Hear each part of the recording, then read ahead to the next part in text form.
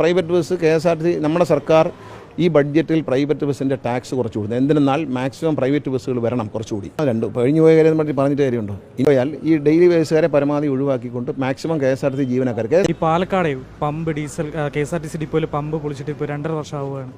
അപ്പോൾ അത് ബസ് പുറത്തുനിന്നാണ് ഇപ്പോൾ ഡീസൽ. നമ്മളിപ്പോൾ റീറ്റെയിൽ പമ്പ് ഹിന്ദുസ്ഥാൻ പെട്രോളിയത്തിന് കൊടുക്കാൻ തീരുമാനിച്ചിട്ടുണ്ട്, കൊടുത്തിട്ടുണ്ട്. അതിൻ്റെ നടപടി അവരായിട്ടുണ്ട്, അവരുടനെ പണി തുടങ്ങും. അപ്പോൾ അവിടെയുള്ള പ്രശ്നം വെച്ചാൽ നടുവിലൊരു ടോയ്ലറ്റ് നിൽക്കുന്നുണ്ട്. അപ്പോൾ ആ ടോയ്ലറ്റിനെ അവർ ആദ്യം സൈഡിലേക്ക് ഷിഫ്റ്റ് ചെയ്തതാണ്, അല്ലെങ്കിൽ പബ്ലിക് വളരെ വിഷമിക്കും. അപ്പം ഞാനവിടെ പാലക്കാട് പോകുന്നുണ്ട് ഒരാഴ്ച തന്നെ. അപ്പോൾ അതങ്ങോട്ട് ഷിഫ്റ്റ് ചെയ്യാൻ തീരുമാനിച്ചിട്ടുണ്ട്. ഞാൻ അതിൻ്റെ ഡിസൈൻ വരച്ച് കൊടുത്തിട്ടുണ്ട്. അവരൊരു സൈഡിലേക്ക് ടോയ്ലറ്റ് ഷിഫ്റ്റ് ചെയ്താണ് പമ്പിൻ്റെ പണി തുടങ്ങും.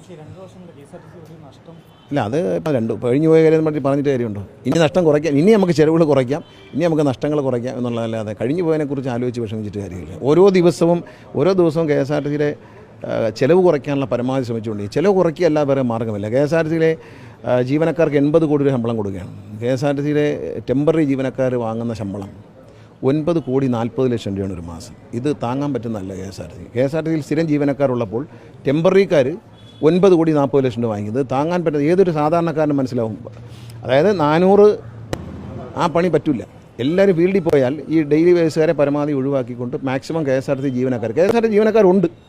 സ്ഥിരം ജീവനക്കാരുള്ളപ്പോൾ 45 വണ്ടിക്ക് ഒന്ന് ന്യായമാണ്. 45 വണ്ടിക്ക് ഒരു ഷണ്ടിങ് ഡ്രൈവർ. എത്ര വണ്ടി ഷണ്ട് ചെയ്യും? നിങ്ങളിപ്പോൾ പരിശോധിക്കുക, മാധ്യമങ്ങളെല്ലാം ഡിപ്പോയിലും കയറി പരിശോധിക്കുക. ഉദാഹരണത്തിന് പത്തനാപുരത്ത് 41 വണ്ടി, 35 വണ്ടിക്ക് ഒരു ഷണ്ടിങ് ഡ്രൈവർ, അടുത്ത 6 വണ്ടിക്ക് വേറെ ഷണ്ടിങ് ഡ്രൈവർ. ഇത് ജോലിയായിരിക്കാനുള്ള പരിപാടിയാണ്, അത് അനുവദിക്കത്തില്ല.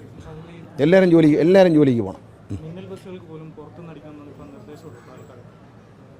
അല്ല, അത് വേറെ സ്റ്റേഷനിൽ നിന്ന് അടിച്ചു പോകാനുള്ള സംവിധാനം ഉണ്ടാക്കും. ചിലവ് കുറയ്ക്കുന്നതിൽ ഉദ്യോഗസ്ഥന്മാരുടെ ഭാഗത്തുനിന്ന് നമ്മൾ ഈ പറയുന്നത് നിങ്ങൾ കാണിക്കുന്ന താല്പര്യം പോലും ഈ ഉദ്യോഗസ്ഥന്മാർക്ക് ഇല്ലാത്തതുകൊണ്ടാണ് ഇത്തരം മണ്ടത്തരങ്ങൾ കാണിക്കുന്നത്. കാരണം നമുക്ക് സ്വന്തമായി പമ്പ് ഇപ്പോൾ തൃശ്ശൂർ അടിക്കാം, വേണമെങ്കിൽ മിന്നൽ ബസ്സിന് തൃശ്ശൂർ അടിക്കാതെ പാലക്കാട് നിന്ന് പുറത്തു കൊണ്ട് ഈ പമ്പിൽ നിന്ന് അടിക്കാൻ പറയുന്നുണ്ടെങ്കിൽ ആ ഉദ്യോഗസ്ഥന് പേര് നടപടിയെടുക്കും. അത് ഞാൻ ജോലി ചെയ്യുന്ന സ്ഥാപനത്തിൽ എല്ലാ കാര്യത്തിനും മന്ത്രി വിളിക്കണം, അല്ലെങ്കിൽ മാനേജിംഗ് ഡയറക്ടർ വിളിക്കണം എന്ന് പറയുന്നത് വളരെ മോശമാണ്.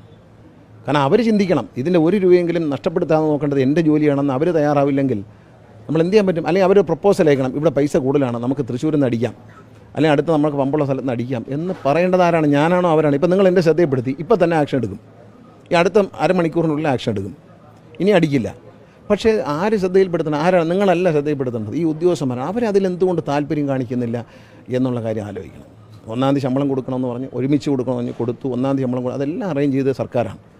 അപ്പോൾ ഇതിനി രക്ഷപ്പെടുത്തണമെന്ന് ആഗ്രഹിക്കേണ്ടത് ആരാണ്? അവരാണ്. നടക്കുന്നൊരു അന്യായം. ലൈനിൽ പോകുന്ന ഡ്രൈവറും കണ്ടക്ടർക്കും ജോലിക്ക് പോയാൽ മാത്രമേ ശമ്പളമുള്ളൂ. എന്നാൽ അലസമായി റിസർവേഷൻ കൗണ്ടറിലും പിന്നെ ഇല്ലാത്ത കൺസെഷനിൽ ഇരിക്കുന്നവർക്ക് 365 ശമ്പളമുണ്ട്.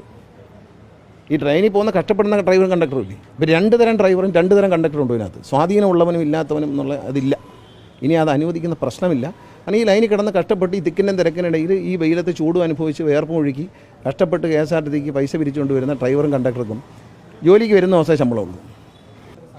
അതൊക്കെ വെറുതെ പറയുന്നില്ല. അങ്ങനെ പ്രൈവറ്റ് ബസ്സുകാരെ ഇവിടെ ശത്രുക്കളൊന്നുമില്ലല്ലോ. പ്രൈവറ്റ് ബസ്സുകാരെ ഞാൻ പറഞ്ഞല്ലോ, പ്രൈവറ്റ് ബസ് KSRTC നമ്മുടെ സർക്കാർ ഈ ബഡ്ജറ്റിൽ പ്രൈവറ്റ് ബസ്സിൻ്റെ ടാക്സ് കുറച്ച് കൊടുക്കുന്നത് എന്തിനെന്നാൽ മാക്സിമം പ്രൈവറ്റ് ബസ്സുകൾ വരണം, കുറച്ചുകൂടി പ്രൈവറ്റ് ബസ്സുകൾ വരണം. KSRTC ഓടാത്ത മേഖലകളിൽ പ്രൈവറ്റ് ബസ് വരണം. 503 റൂട്ടുകൾ പ്രൈവറ്റ് ബസ്സിന് വേണ്ടി ഇപ്പം നമ്മൾ നോട്ടിഫൈ ചെയ്യുകയാണ്. ഇന്ത്യയിൽ ആദ്യമായിട്ട് പ്രൈവറ്റ് ബസ്സുകൾ വരണം, അതിൻ്റെ നികുതി വേണം, അതിൽ തൊഴിൽ കിട്ടണം, എല്ലാം വേണം. ജനങ്ങൾക്ക് വണ്ടി കിട്ടണം. അതിനകത്ത് ഈ ആവശ്യമില്ലാത്ത കാര്യം പറഞ്ഞാൽ എനിക്ക് പ്രൈവറ്റ്